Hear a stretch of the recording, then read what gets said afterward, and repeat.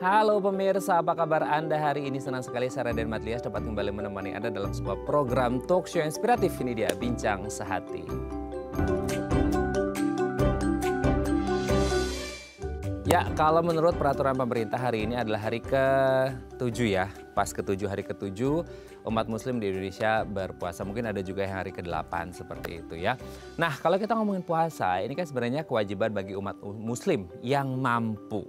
Ya, mampu itu dalam segala hal atau definisi ya. Nah, salah satunya adalah mungkin yang masih mampu melakukannya adalah lansia, quote and quote lansia yang sehat dan bugar gitu ya, kondisi fisik dan juga mentalnya. Tapi ada juga mungkin yang lansia dalam kategori punya komorbid dan lain sebagainya, yang akhirnya kayaknya nggak mampu untuk melakukan ibadah puasa. Nah, pertanyaannya kalau lansia secara umum ini bisa nggak sih melakukan ibadah puasa, terus kemudian aman nggak sih gitu ya, sehat-sehat aja nggak sih dan lain sebagainya. Makanya hari ini kita akan membahas nih bagaimana cara yang aman bagi para lansia untuk tetap bisa berpuasa. Tapi sebelum membahas itu kita akan membahas terlebih dahulu beberapa mitos atau fakta seputar kesehatan lansia.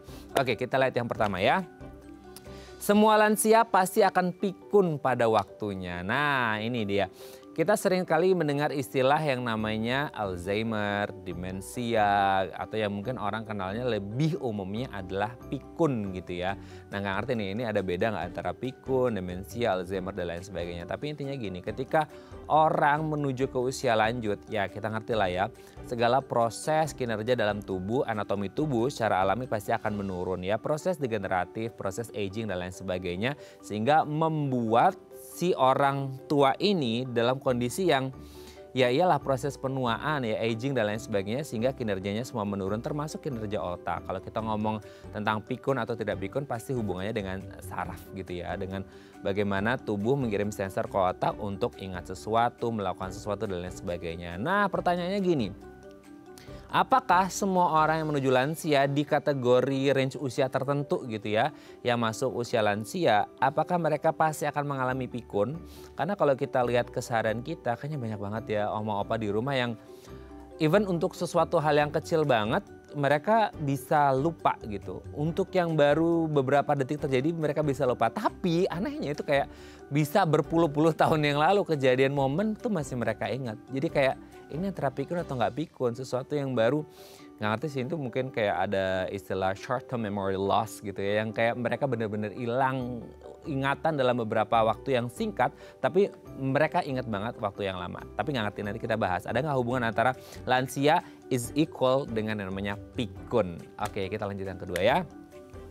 Lansia itu katanya rentan depresi. Nah, ini pasti banyak faktor, multifaktorial ya.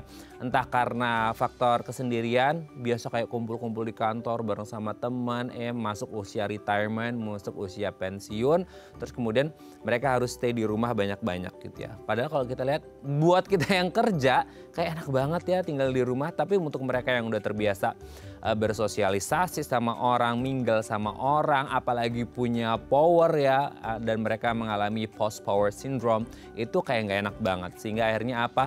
Di satu sisi mereka kayak menjadi manusia yang useless gitu ya, manusia yang tidak berguna. Biasa di kantor dihargai, dihormati banyak orang, tiba-tiba di keluarga kayak nggak ada teman, semua punya aktivitas masing-masing, anak, cucu, segala macam, keluarga punya aktivitas, ditinggalkan di rumah sendirian.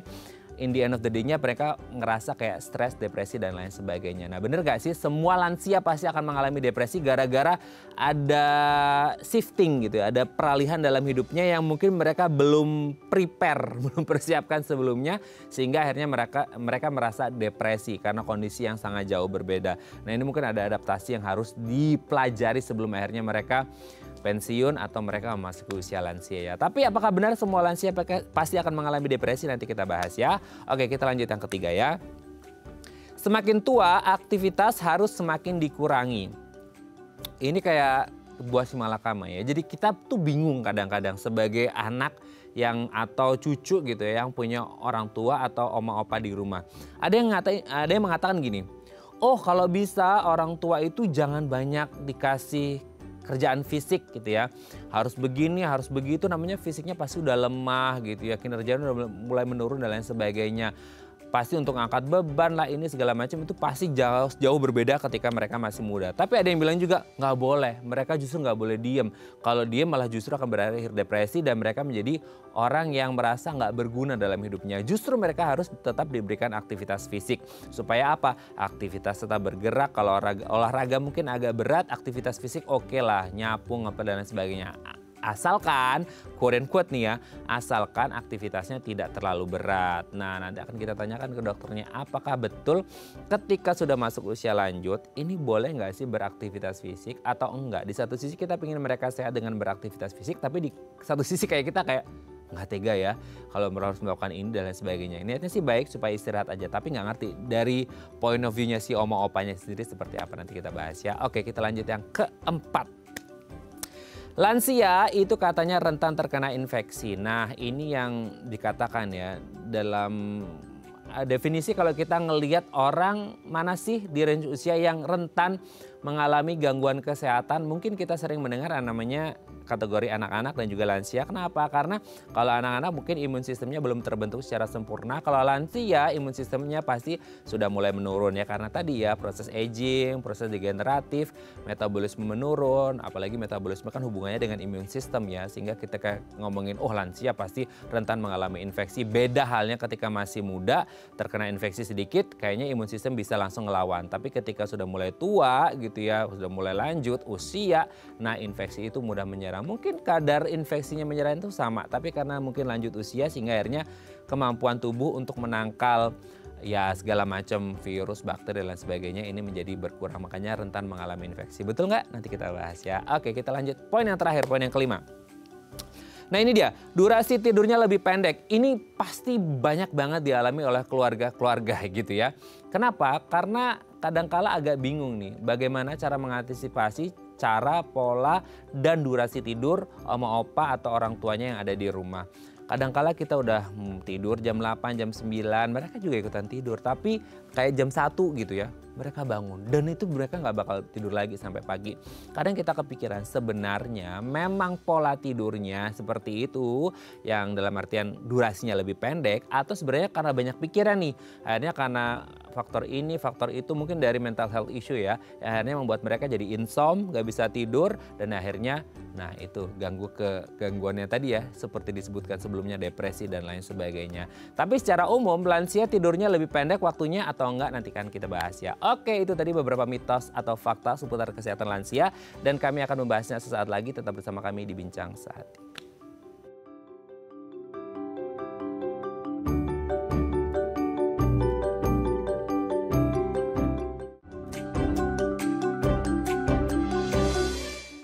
Baik, Anda masih bersama kami di Bincang Sehati. Kita masih membahas tema kita hari ini seputar aman berpuasa bagi lansia. Tapi kalau tadi di segmen sebelumnya saya sudah membahas nih ya, ada beberapa mitos atau fakta seputar kesehatan lansia yang mungkin sering kita dengar tapi nggak ngerti ya. Ini beneran fakta atau mitos belaka.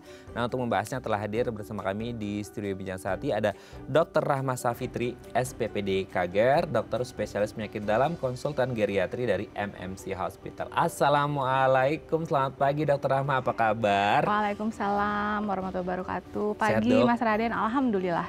Puasa dok? Alhamdulillah. Lancar ya dok ya? Insya Allah. Alhamdulillah.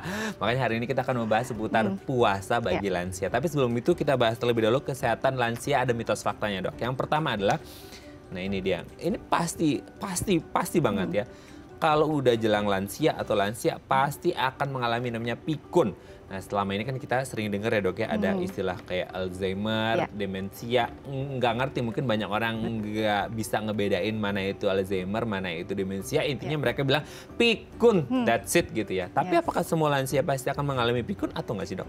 Jadi kalau pertanyaannya mitos atau fakta, untuk pernyataan yang tadi karena pasti mengalami pikun, tentunya itu adalah mitos. Oh, berarti ada yang nggak pikun? Betul. Jadi hebat ya. Betul. Jadi proses pikun itu adalah suatu proses yang bukan proses kewajaran gitu. Makanya kita selalu bilang bahwa jangan maklum dengan pikun. Karena sebetulnya memang dengan adanya faktor-faktor penuaan ya. Tadi seperti di awal Mas Raden udah jelaskan kan, terjadinya penurunan fungsi-fungsi tubuh termasuk juga otak, itu memang akan menurunkan fungsi kognitif. Tapi Kalau untuk pikun belum tentu orang yang tua itu jadi pikun gitu. Jadi itu adalah mitos. Mitos ya. Berarti yang pikun itu penurunan kognitif. Ya. Itu mungkin banyak yang belum paham juga Ya. dengan apa itu kognitif dan kenapa bisa menurun kognitifnya sehingga berujung pada pikun gitu, Dok. Iya, jadi kalau kita bicara dengan demensia, pikun, demensia itu bahasa awamnya pikun, gitu ya. Oke. Nah, jadi memang proses pada demensia atau pikun ini adalah proses penurunan fungsi kognitif, yaitu penurunan dari daya pikir. Nah, jadi kalau tadi Mas Raden sebut ada Alzheimer, Dok, Alzheimer, demensia itu apa sih Iya, gitu. betul. Jadi demensia atau pikun ini terbagi beberapa macam sebetulnya Mas Raden. Memang yang sebagian besar yang kita ketahui adalah Alzheimer. Jadi Alzheimer adalah salah satu bentuk dari demensia. Tapi ada juga demensia-demensia bentuk lain. Misalnya karena penyakit Parkinson, kemudian juga pasca stroke. Itu seringkali orang-orang yang pasca stroke mengalami juga kondisi seperti demensia yang kita sebut dengan demensia vaskular. Jadi kalau kita bicara demensia tuh spektrumnya banyak. Nah, Alzheimer adalah salah satunya gitu. Oh, jadi di bawahnya demensia itu banyak Betul. turunannya ini Iya. gitu ya. Oke, sudah terbukti ya pemirsa ya bahwa tidak semua lansia pasti akan mengalami pikun. Bisa berbeda ya, mungkin investasi masa mudanya yang membuat mereka jadi nggak pikun ya. Nah, ayo kalau nggak mau pikun, nggak mau dikasih uang 10.000 dibilangnya 100.000, harus investasi kesehatan dari sekarang ya. Oke, kita lanjut yang kedua. Nah ini dia, lansia rentan depresi. Gini Dok, banyak lansia yang mungkin apalagi mereka punya power nih ketika lagi kerja, terus tiba-tiba harus stay di rumah karena pensiun, lansia, post power syndrome. Dulu diagung-agungkan, dihormati, disegani, di rumah quote unquote diabaikan oleh keluarga. Akhirnya menyendiri, stres, depresi dan sebagainya. Rentan nggak sih mereka? Mitos atau fakta rentan terhadap depresi, fakta. Sayang banget Ya, ya. jadi memang pada lansia resiko depresi dan kecemasan itu juga meningkat, Mas Raden. Persis seperti yang Mas Raden tadi bilang. Jadi pada saat seorang lansia itu pensiun misalnya, ada post power syndrome, kemudian juga akhirnya merasa terisolasi karena sudah tidak melakukan aktivitas di luar rumah misalnya. Kemudian juga sebagian besar anak-anak sudah tinggal di rumah masing-masing, jadi mungkin ada perasaan sendiri dan lonely. Nah, itu akan menyebabkan salah satu pemicunya terjadinya depresi. Tapi pada lansia seringkali yang kita temukan tuh bukan depresi yang benar-benar kelihatan depresi gitu ya. Kita sebut dengan depresi terselubung. Aduh, gimana itu Dokter depresi terselubung? Ya, jadi Nggak sebenarnya kelihatan? depresi nih, tapi kalau kita nggak lihat lebih dekat, nggak kita betul-betul evaluasi, kadang-kadang mereka sepertinya ya baik-baik aja gitu. Padahal sebetulnya mungkin mereka mengalami depresi. Jadi kalau masalah depresi ini, rentan terhadap depresi itu fakta. Aduh, tuh ini catatan penting ya. Buat Kayaknya anak-anaknya juga. betul. Kayak nggak terjadi apa-apa padahal mereka depresi. Iya. Itu bahaya ya. Oke, kita lanjut yang ketiga. Ya. Semakin tua aktivitas harus semakin dikurangi. Nah, ini Dok, ini kayaknya banyak banget yang pro dan kontra di lapangannya, di luar sana. Dalam artian gini, ada satu pihak yang mungkin, iya memang mereka harus istirahat, jangan beraktivitas fisik. Namanya udah tua, udah kinerja menurun, istirahat aja deh. Gitu. Tapi ada yang bilang juga, tetap harus beraktivitas supaya kinerja otaknya tetap bekerja, supaya nggak pikun tadi dan lain sebagainya. Harus aktivitas nggak sih atau gimana? Ya, jadi kalau mitos atau faktanya semakin tua aktivitas harus dikurangi, mitos. Ya, Oh, mitos? Iya dong. Jadi gini, sebetulnya kiat sehat hingga lansia itu kan sebenarnya kita tetap aktif secara fisik ya Mas Raden. Aktif itu kan artinya dengan kita melakukan kegiatan harian mungkin gitu ya, itu akan melatih seluruh tubuh, otot-otot di badan kita juga tetap terlatih dengan baik gitu. Nah, ketika kita mengurangi misalnya, aduh mama jangan banyak-banyak aktivitas deh, mama tidur aja di rumah gitu. Nah, itu akan jadi masalah panjang tuh nanti. Akhirnya jadi makin males, mungkin otot-ototnya mengecil, nggak bisa digunakan lagi. Ya mungkin bisa jadi depresi nanti lama-lama gitu ya kalau kita batasi aktivitas. Nah, jadi kalau seandainya pasien-pasien atau orang-orang tua kita nih gitu ya, memang aktivitas fisiknya harus disesuaikan dengan kondisi fisik, kondisi penyakitnya. Kalau yang memang kondisinya fit-fit aja gitu ya, artinya penyakit kroniknya nggak banyak gitu ya, masih bisa melakukan aktivitas harian di rumah secara mandiri sendiri, saya rasa sih mungkin mereka harus tetap melakukan aktivitas. Tapi mungkin memang aktivitasnya kan nggak sama ya sama kita gitu. Jadi disesuaikan, tapi tidak dengan mengurangi, betul-betul mengurangi, nggak boleh ngapa-ngapain. Nah itu tidak disarankan. Jadi kita punya quotes untuk orang tua adalah keep active, keep moving. Nah, jadi untuk bisa tetap fit hingga usia tua, jangan lupa itu keep active and keep moving. Gitu. Keep active, keep moving. Ya. Keep shopping. Iya. Kalau ada duitnya ya. Oke dok, kita lanjut yang keempat. Lansia rentan terkena infeksi. Waduh, kan selama ini juga kita sering mendengar lansia itu rentan mengalami berbagai jenis penyakit. Nah ini ngomong infeksi, rentan nggak sih mereka? Fakta. Jadi lansia itu kalau Mas Raden ingat kan masuk dalam kelompok rentan tadi ya, bersama dengan anak-anak juga gitu. Jadi lansia itu rentan terhadap infeksi karena yang tadi di awal kita cerita bahwa sudah terjadi penurunan-penurunan dari fungsi kekebalan tubuhnya. Nah jadi pada lansia ketika seseorang terinfeksi yang mungkin infeksinya ringan, tapi pada lansia itu bisa menjadi infeksi yang cukup berat. Oh iya, padahal sama-sama infeksi. Betul gitu, karena memang respon tubuhnya itu sudah tidak sama lagi dengan yang orang muda gitu. Dan pada lansia, kalau orang dewasa muda ya mungkin mereka infeksi tuh ada demam, terus ada tanda-tanda lain lah secara medis, ada sel darah putih meningkat dan lain-lain. Tapi pada lansia biasanya nggak muncul demam. Nah, jadi pada lansia gejala infeksi bisa berbeda dibandingkan dengan yang non lansia. Jadi pada lansia gejala infeksi yang paling awal adalah tidak nafsu makan. Oh iya, makanya seringkali kita kayak susah banget bikin oma opa mau makan gitu ya. Jadi kalau di rumah oma opa atau orang tua kita udah mulai susah nih makannya kok nggak kayak biasa ya, hati-hati mungkin infeksi gitu karena mereka nggak memperlihatkan secara jelas gitu demamnya gitu. Karena itu tadi memang respon-respon tubuhnya sudah menurun sehingga demam tadi itu tidak muncul pada lansia. Dan yang kedua, setelah yang nggak mau makan, biasanya status fungsional kemandiriannya turun. Yang tadinya bisa ke kamar mandi sendiri, ini jadi mesti dipapah gitu.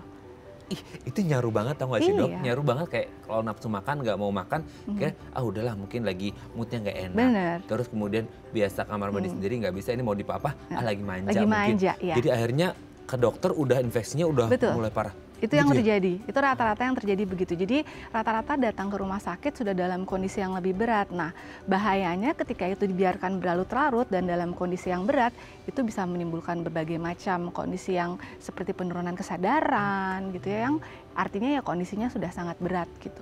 Jadi penting sekali untuk kita ketahui di awal tuh apa sih yang bisa terjadi ya buat orang tua kita. Jadi kita apa ya namanya alert gitu ya. Jadi kita bisa lebih tahu nih perubahan-perubahan kondisi apa pada orang tua kita supaya nggak terjadi hal-hal yang buruk pada mereka gitu di kemudian hari. Ini ilmu baru loh kali ini. Kita ngerti bahwa ternyata infeksi yang mungkin di kita sumeng, demam dan lain sebagainya ini beda banget di lansia ya. Aduh ini pelajaran banget karena pasti banyak yang menemukan hal-hal ini dan akhirnya mereka kayak kebablasan nih, ini orang tuanya udah infeksinya mulai parah gitu. Aduh, thank you banget dok, ini sudah dikasih tahu. Ya yang terakhir, nah ini juga sering banget nih, durasi tidurnya lebih pendek. 4 jam cukup, 5 jam cukup. Betul nggak sih seperti itu? Ya, jadi kalau tadi mitos atau faktanya durasi tidur pada lansia menjadi lebih pendek, sebenarnya bisa jadi fakta. Kenapa? Karena memang pada lansia waktu tidur mereka tuh menjadi kalau orang muda itu kan disarankan mungkin sekitar 8 jam, 9 jam. Pada lansia tuh memang rata-rata waktu tidurnya berkisar 6 sampai 7 jam gitu. Dan memang kami juga menyarankan sebetulnya durasi yang baik adalah 6 hingga 8 jam gitu ya. Untuk lansia cukup. Tapi yang sering terjadi adalah mereka tidur kurang dari 6 jam. Yang tadi Mas Raden bilang tuh 4 jam aja mereka udah bangun. Kadang-kadang 2 jam tidur jam 12 malam, jam 2 pagi terbangun, terus nggak bisa tidur lagi. Nah, jadi pada lansia kenapa terjadi hal itu? Tentunya karena sudah ada perubahan pada hormonnya. Jadi kita tahu ya untuk kita bisa tidur dengan nyaman tuh kita butuh hormon melatonin gitu misalnya. Nah, pada lansia produksi atau sekresi dari hormon melatonin ini sudah sangat berkurang. Nah, sehingga rasa mengantuknya, kemudian untuk memulai tidur dan mempertahankan tidur bagi lansia tuh jadi lebih sulit gitu. Jadi mereka sering terbangun, bahkan ya kalau udah bangun nggak bisa tidur lagi gitu. Oh, memang secara hormonal berarti ya, bukan karena... Ya hormonal, irama sirkadian segala macam tuh udah berubah. Jadi memang makin usia lanjut, memang kemungkinan untuk terjadinya kurang tidur jadi semakin besar. Itu kayaknya banyak banget PR yang harus diketahui oleh keluarga yang punya lansia di rumah. Betul. Ya dok ya. Jadi nggak semata-mata manja gitu tidak. Ya.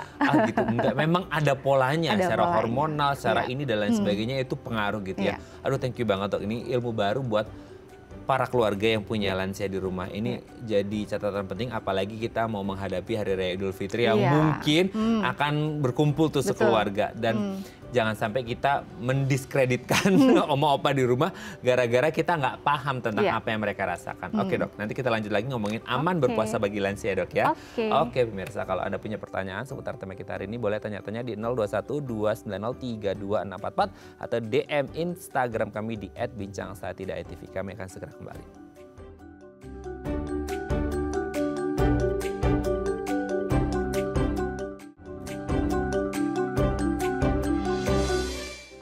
Baik, karena masih bersama kami di Bincang Sehati. Kita masih membahas tema kita hari ini, aman berpuasa bagi lansia. Kalau Anda punya pertanyaan seputar tema kita hari ini, boleh tanya-tanya di 021-290-3244 atau DM Instagram kami di @bincangsaatidaketv. Kita masih bersama dengan Dr. Rahma Safitri, SPPD Kager, dokter spesialis penyakit dalam, konsultan geriatri dari MMC Hospital. Oke dok, kita lanjut lagi.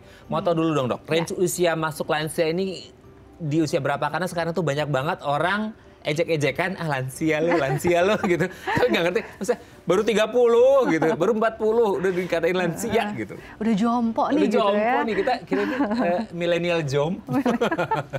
Oke, jadi kalau berdasarkan kriteria dari pemerintah Kemenkes yang disebut dengan lanjut usia itu adalah ketika seseorang sudah mencapai usia 60 tahun. Jadi kalau di Indonesia kita pakai cut off-nya tuh di 60 tahun Mas Raden.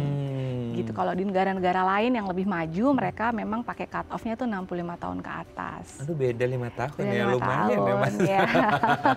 Tapi sebenarnya kalau dikatakan masuk lansia ini hanya perkara range usia aja kah? Atau secara fisiologis, anatomi tubuh, apa segala macam itu ada pengaruhnya sih dok? Iya, jadi memang kenapa dibuat cut off 60 tahun? Karena memang ya secara teori dan lain-lain pada saat seseorang mencapai usia 60 tahun, itu fungsi-fungsi faali tubuh tadi yang kita bicarakan di awal, itu sudah semakin menurun.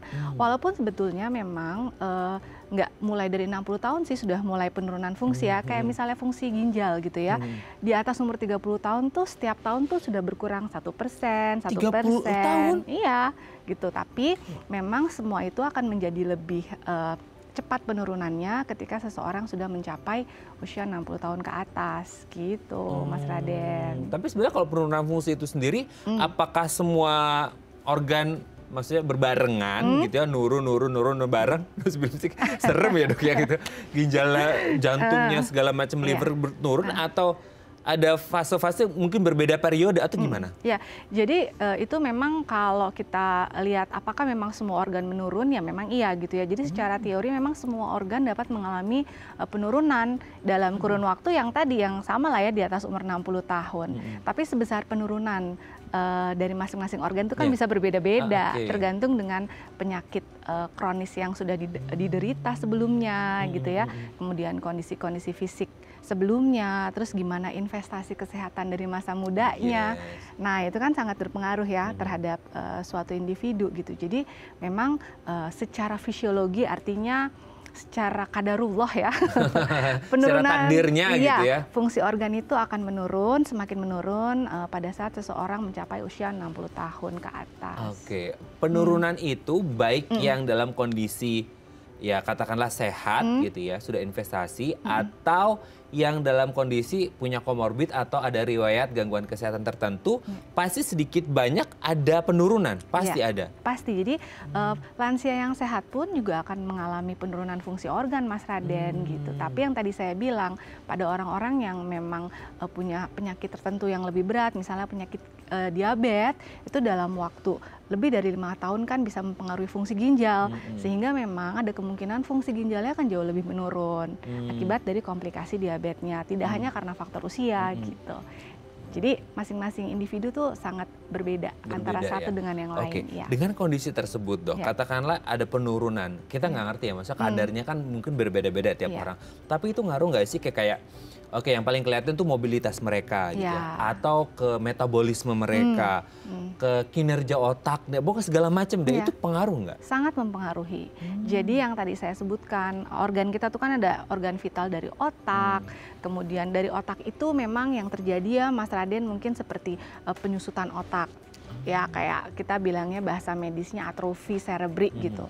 Kemudian pada jantung juga sudah mulai terjadi adanya penyumbatan-penyumbatan pada pembuluh darah koroner, fungsi pompanya juga, pompa jantung sudah menurun, pada paru-paru juga fungsi pernafasannya, kembang kempisnya juga sudah berkurang, fungsi ginjal juga ya. Jadi memang di semua organ-organ vital tuh mengalami penurunan, termasuk fungsi pencernaan. Nah, jadi memang pada saat usia lanjut kita perlu lebih berhati-hati dan kondisi inilah yang membuat mereka menjadi lebih rentan terhadap penyakit. Nah, kalau ngomongin rentan terhadap penyakit dan harus hati-hati, berarti kan harus ada tindakan antisipasi atau preventif, yaitu dengan pola makan yang sehat, pola istirahat dan lain sebagainya. Nah, kalau salah satu yang bisa ditunjang adalah dengan pola makan yang sehat. Tapi kalau konteksnya sekarang nih dok, lagi bulan puasa, nggak boleh makan, minum selama kurang lebih 12-13 jam. Teteh kumaha gitu ya, maksudnya lansia nanti gimana, apalagi kalau lansia yang punya penyakit yang berhubungan sama sistem pencernaan gitu ya, entah asam lambung lah, entah atau secara umum deh gitu. Kalau ngomongin lansia, aduh bisa nggak sih puasa dok? Tapi nih ya fenomenanya nih Mas Raden, justru ketika mau bulan puasa yang paling semangat tuh lansia loh. Jadi pasien-pasien saya di rumah sakit kalau udah mulai 1 bulan sebelum puasa tuh udah nanya, dok saya bisa kan puasa ya bulan depan. Jadi mereka semangatnya memang lebih besar gitu ya. Nah pertanyaan apakah lansia itu boleh berpuasa atau tidak, tentunya boleh ya. Tapi tentunya harus kita sesuaikan juga nih lagi-lagi dengan kondisi fisiknya. Nah lansia-lansia yang memang penyakit kronisnya tidak banyak, kemudian sudah terkontrol dengan baik, rata-rata kita akan sarankan sih untuk berpuasa, tapi dengan ada alarm-alarmnya gitu loh. Jadi artinya kalau udah terlalu lemas, ada tanda-tanda misalnya gula darahnya drop, ya harus dibatalkan puasanya gitu.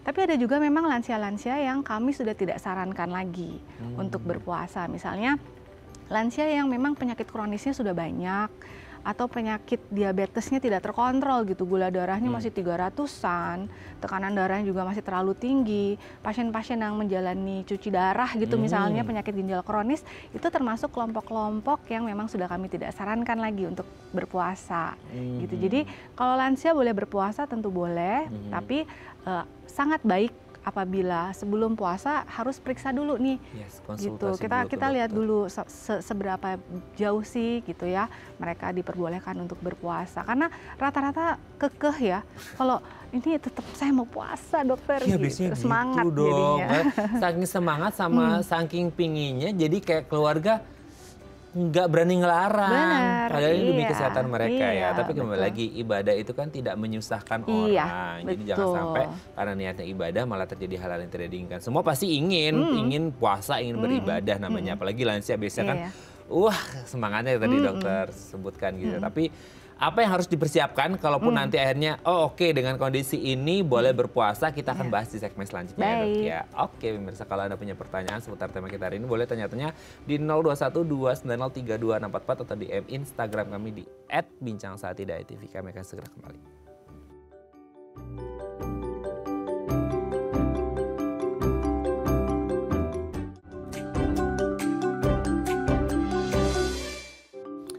Baik, Anda masih bersama kami di Bincang Sehati. Kita masih membahas tema kita hari ini seputar aman gak sih kalau oma opa di rumah lansia mau ikutan puasa. Karena pasti banyak yang kata dokter Ahmad tadi ya, kekeh marekeh pingin puasa.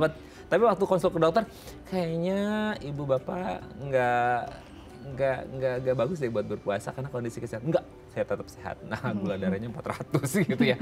Itu serem banget. Makanya harus konsultasi ke dokter dulu untuk menentukan aman atau enggaknya. Nah, kalau Anda punya pertanyaan seputar tema kita hari ini, boleh tanya-tanya di 0212903244 atau DM Instagram kami di @bincangsaatidayatv. Kita masih bersama dengan Dr. Rahma Savitri, SPPD Kager, dokter spesialis penyakit dalam, konsultan geriatri dari MMC Hospital. Oke, kita lanjut lagi. Kalau secara umum nih dok, kan kita kadang-kadang nggak paham nih kalau kita punya lansia di rumah oma opa, yang kita lihat secara fisik, oke kayaknya dia sehat-sehat aja gitu.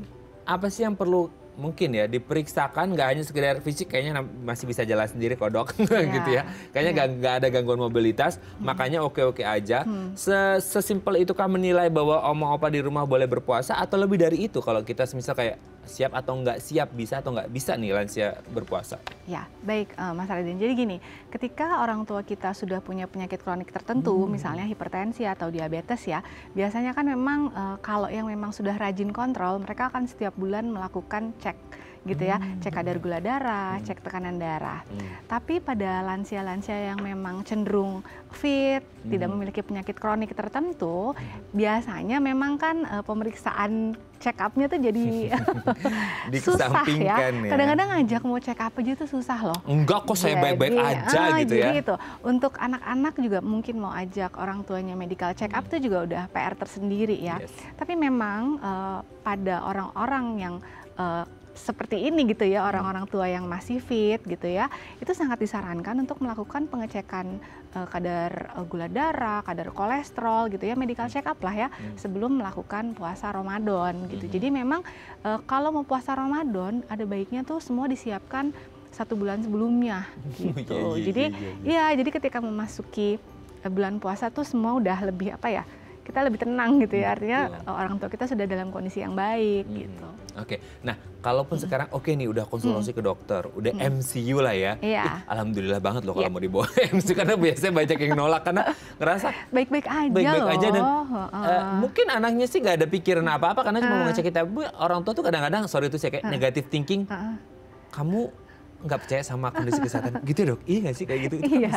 Akhirnya banyak yang orang tua ngerasa kayak anakku tidak percaya padaku gitu ya. Akhirnya ada mental health juga yang keganggu di situ. Tapi oke lah, sekarang kita katakanlah ibu bapak bisa berpuasa. Nah sekarang ada nggak sih yang do's and don'ts-nya, boleh atau tidak boleh? Let's say kayak dari asupannya dulu deh dok gitu. Baik. Apa sih yang boleh tidak boleh dikonsumsi oleh lansia? Kan selama ini kita gini, kalau puasa itu biasanya berbuka tuh yang manis-manis ya. Aduh, itu teh sirup, itu teh cake, puding, segala macam semuanya ada gitu ya. Sementara yang punya riwayat diabetes, gula darahnya kan terkontrol, tapi makanan yang disajikan sama keluarga, kadang-kadang keluarga juga nggak paham gitu kan dok. Betul, nah itu gimana, harus diantisipasi apa? Udah kalau gitu yang ini aja, nggak usah yang manis, yang gurih-gurih, hipertensi nih gimana nih gitu. Nah itu gimana? Pusing nggak keluarganya? Jadi harus menyajikan apa gitu? Iya betul. Jadi mungkin kita bahas do-nya dulu ya. Apa sih yang harus kita lakukan ketika memang orang tua kita yang lansia ini diperbolehkan untuk berpuasa? Nomor 1, ingatkan mereka untuk jangan melewatkan makan sahur. Jadi makan sahur itu hukumnya wajib Mas Raden, gitu ya. Itu kita aja yang muda. 1 bangunnya susah, 2 nafsu makan pas sahur kan, aduh. Ya, itu gimana? Tapi bagi lansia ketika itu terjadi sama kita, mungkin kita cukup saya minum air putih deh, apalagi mungkin untuk orang-orang yang terbiasa makannya, kalau sekarang kan lagi trendingnya intermittent fasting gitu ya. Jadi cukup minum air putih aja. Kalau anak kos tanggal tua kayaknya intermittent fasting setiap hari doang. Tapi pada orang tua itu nggak bisa. Jadi pada orang tua mereka harus tetap makan sahur, dan disarankan makan sahurnya pun juga asupannya memenuhi asupan karbohidrat, protein, sama lemak juga, ditambah vitamin dan serat. Dan disarankan untuk makan sahurnya itu mendekati waktu imsak. Jadi jangan makan sahurnya jam 2 pagi gitu. Kan jauh tuh dari waktu imsak. Jadi kenapa harus mendekati waktu imsak? Karena memang artinya kalau kita makin dekat ke waktu imsak kan artinya jarak berpuasanya jadi nggak sepanjang itu gitu. Dan ini juga berlaku bagi mereka yang memiliki riwayat diabetes. Jadi disarankan juga untuk makan sahurnya pada saat mendekati waktu imsak gitu. Itu yang pertama. Yang kedua, walaupun puasa, asupan cairan tetap harus cukup. Nah, pada orang tua yang tidak memiliki penyakit tertentu seperti penyakit ginjal misalnya, penyakit jantung yang mungkin harus mengurangi asupan cairan ya, itu disarankan tetap minum paling tidak 8 gelas sehari untuk ukuran gelas yang 200 cc. Nah, itu harus dibagi dari mulai berbuka puasa hingga sahur supaya tidak mengalami yang namanya dehidrasi gitu. Nah, kalau malam kan berarti konteksnya kalau antara buka puasa dan sahur itu ada pas malam. Kan pernah, nggak tahu ini mitos atau fakta lagi nih dok ya, nggak boleh minum banyak-banyak sebelum tidur dok. Iya, jadi memang kalau kita minum banyak sebelum tidur kan kita makin sering ke kamar mandi ya. Tapi memang pada saat puasa ini kan terjadi perubahan pola nih Mas Raden. Kita ya hanya diperbolehkan makan minum di malam hari. Sehingga memang kita harus tetap menjaga kecukupan cairan kita yang tidak bisa kita penuhi di siang hari, kita penuhi di malam hari. Supaya tidak dehidrasi. Karena kalau nanti dehidrasi ujung-ujungnya juga ginjalnya juga nanti yang bisa mengalami gangguan gitu. Betul. Nah, air minum itu sendiri, cairan itu sendiri pure dari air putih kalau di kita ya, air mineral, air putih yang kita minum atau kan aku udah makan sayur bening sama kuahnya, aku udah makan sayur sop tuh sama buahnya. Itu termasuk apa gimana dok? Ya, jadi sebetulnya memang kalau kita menghitung cairan yang masuk ke dalam tubuh itu termasuk dengan cairan sirup-sirup dalam takjil ya, kemudian kuah-kuah ketika kita makan sup gitu ya, itu termasuk. Tapi memang seperti yang tadi saya katakan bahwa 8 gelas itu kan paling tidak gitu ya, pada kondisi-kondisi lansia yang memang masih sehat, tidak memiliki penyakit gagal jantung, gagal ginjal gitu ya. Nah, asupan minumnya paling tidak segitu. Kalau mau tepat sekali, kita ada ukuran nih, Mas Raden. Ukurannya adalah 30 cc per kilogram berat badan per hari minimal. 30 cc per kilogram berat badan per hari. Jadi kalau misalnya umurnya 60 tahun dengan berat badannya 60 juga, ya 60 kali 30. Artinya paling tidak bisa minum cairannya 1800 cc dalam 24 jam. Gitu. Itu rumusnya tuh Mas Raden, 30 kali berat badan. Gitu.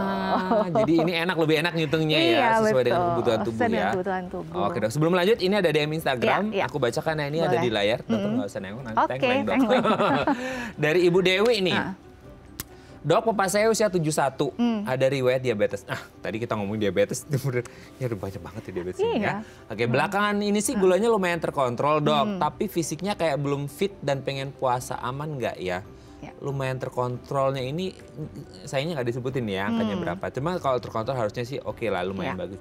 Tapi fisiknya kayak belum fit dan pengen puasa. Belum fit ini mungkin dari point of view-nya keluarga mungkin belum bugar banget, itu aman nggak dok berpuasa gimana? Oke, jadi di lansia ini bagus sekali nih pertanyaannya. Ibu siapa Mas Raden? Ibu Dewi. Jadi pada lansia itu kita memang harus menilai kondisi fit atau frail atau rapuh ya. Jadi sebetulnya kami juga punya tools tersendiri gitu ya untuk menentukan apakah pasien ini sudah masuk ke dalam. Kalau kondisi fit sih kita bisa lihat dengan jelas. Tapi yang nggak jelas ini yang mulai pre-frail atau pre-rapuh dan rapuh gitu ya. Jadi pada kondisi-kondisi lansia yang memang sudah terlihat tidak fit, nah artinya secara kasat mata kita udah lihat nih, kok kayaknya nggak seger ya, gitu ya, kok kayaknya ini deh udah mulai turun deh kondisi fisiknya. Keluarga kan lihat tiap hari. Betul. Nah itu sebenarnya mungkin udah masuk ke dalam kategori pre-frail atau frail. Pada dua kategori ini memang kita juga sudah tidak, pada lansia ya, kita sudah tidak menyarankan lagi untuk melakukan puasa. Apalagi memang kalau punya riwayat-riwayat penyakit yang seperti diabetes atau hipertensi gitu.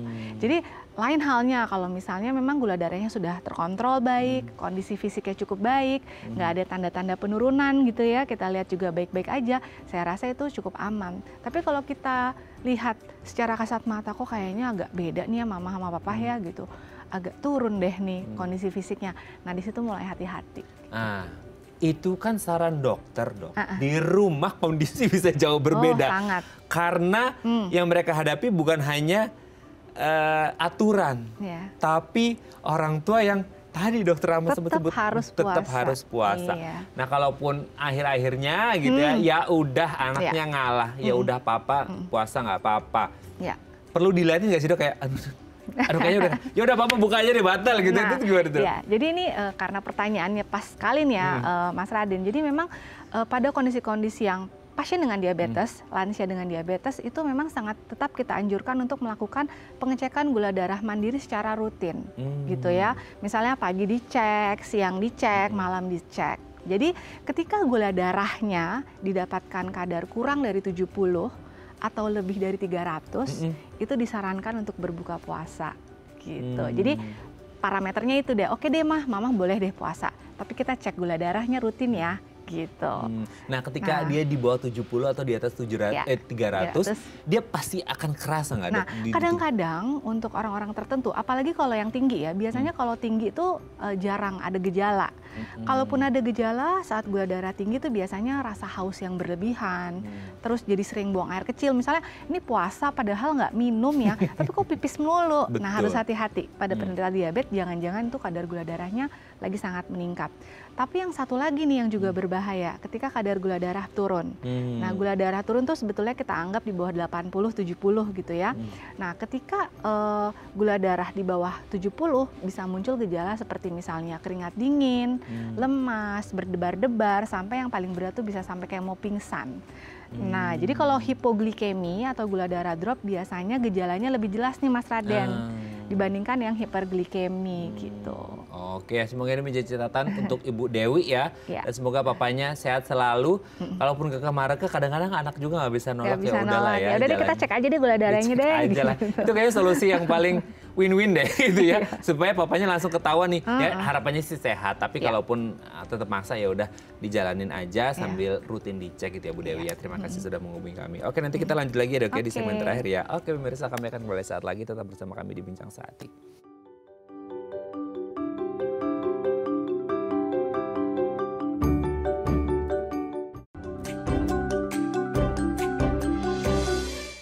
Hai, karena masih bersama kami di Bincang Saati, kita masih membahas sama kita hari ini aman berpuasa bagi lansia. Kita masih bersama dengan Dr. Rahma Safitri, SPPD Kagar, dokter spesialis penyakit dalam konsultan geriatri dari MMC Hospital. Oke Dok, kita lanjut lagi. Tadi udah do-nya, sekarang don't-nya. Jangannya nih apa? Karena ini kalau ngomongin jangannya juga pasti banyak keluarga, tidak hanya lansia yang kelimpungan nih gitu. Gimana Dok? Ya, jadi kalau don'ts-nya yang pertama adalah hindari minum-minuman yang berkafein. Seperti kopi, seperti teh, susah ya. Kita aja susah ya nggak minum kopi mungkin ya. Tapi kenapa gitu ya Mas Raden? Karena dengan asupan-asupan yang berkafein gitu ya, itu meningkatkan risiko dehidrasi gitu. Jadi kalau kayak kopi gitu ya, itu kan meskipun ada efek. Pas buka puasa? Iya, efek diuretiknya. Kan kalau minum kopi malam-malam jadi sering ke kamar mandi kan gitu. Jadi itu yang kita hindari sebetulnya. Kemudian untuk makan, tadi tuh yang Mas Raden bilang awal-awal kan kita pasti semuanya manis gitu ya. Boleh makan manis silakan, tapi disarankan makan manisnya itu dari yang memang alamiah. Kayak misalnya kalau mau makan manis dari kurma atau dari buah-buahan tertentu, jadi jangan dari yang bahan-bahan buatan gitu loh manisnya. Kemudian masalah gorengan, aduh takjil kita isinya gorengan semua ya kan. 99% dari takjil kita adalah gorengan. Ya, jadi memang sebetulnya sih disarankan untuk menghindari, tapi seringkali pada prakteknya sulit nih Mas Raden.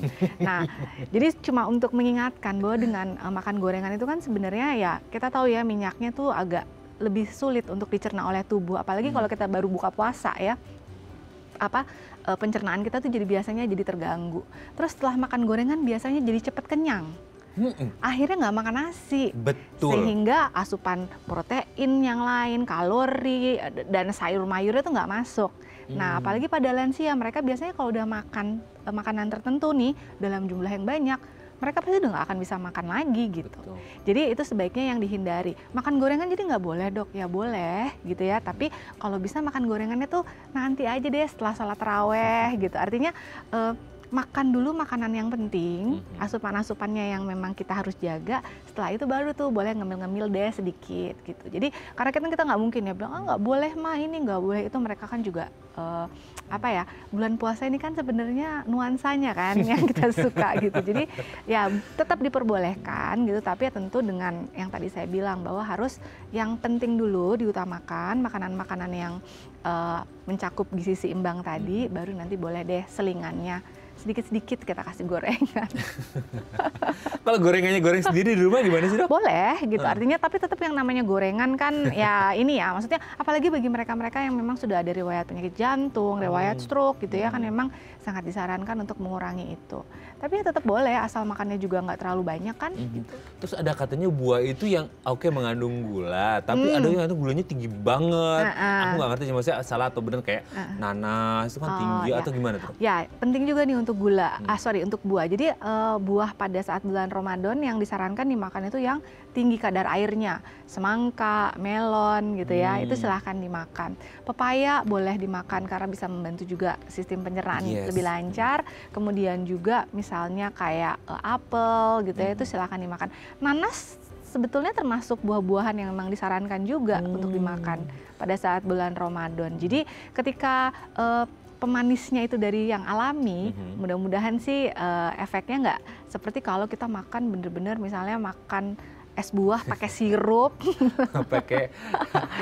pakai nanti ini susu kental manis lagi, nah gitu. Jadi pokoknya alamiah ternyata lebih bagus lah, Mas Raden. Gitu. Oke. Itu dari pola makannya. Terus dari tidurnya harus ada yang dibenerin nggak sih, Dok? Tidurnya memang walaupun memang kita kan ada waktu sahur nih ya, sebaiknya diusahakan tetap paling tidak sih 6-8 jam gitu. Jadi ya disarankan untuk istirahat di siang hari gitu.